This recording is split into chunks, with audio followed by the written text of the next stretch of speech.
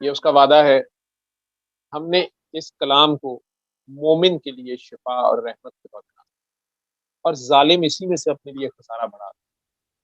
اب یہ ظالم کون ہیں جو قرآن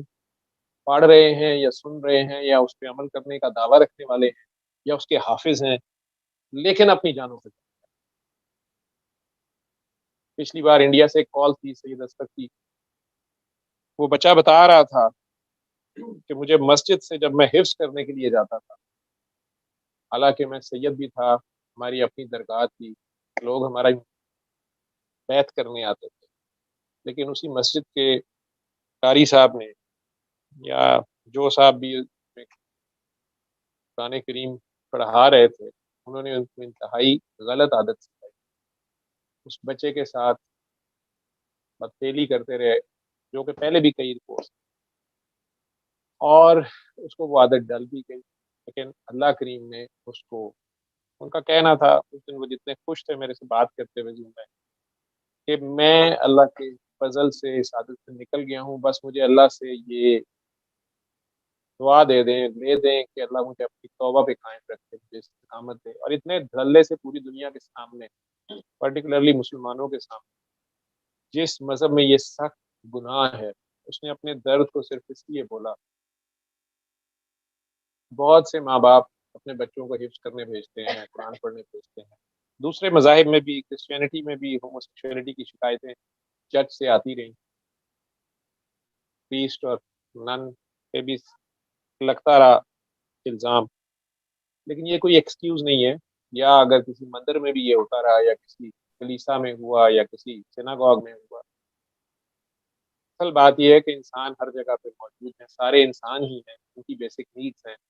اور ان کو پورا کرنے کے لیے اللہ نے ایک تو قدرتی جو عوامل ہیں ان کو رسپیکٹ دینے کی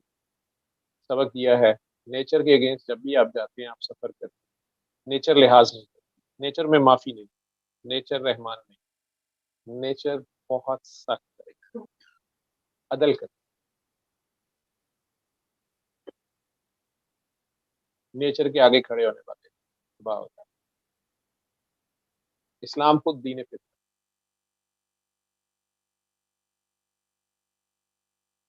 بہرحال اس بچے کا وہ درد، اس میں مثبت پہلو یہ تھا، باقی پیرنٹس اپنے بچوں کا دھیان کریں، بچپن سے انہیں بتائیں، سمجھائیں۔ اب یہ انٹرنیٹ کا دور آ گیا، بہت چھوٹا سا بچہ فون پکڑ کے بیٹھا ہوتا ہے، اس میں ہر طرح کی ویڈیو ایک کلک پہ لگ جاتی ہے یا آ جاتی ہے، اور آپ نے اپنے بچوں کو شروع سے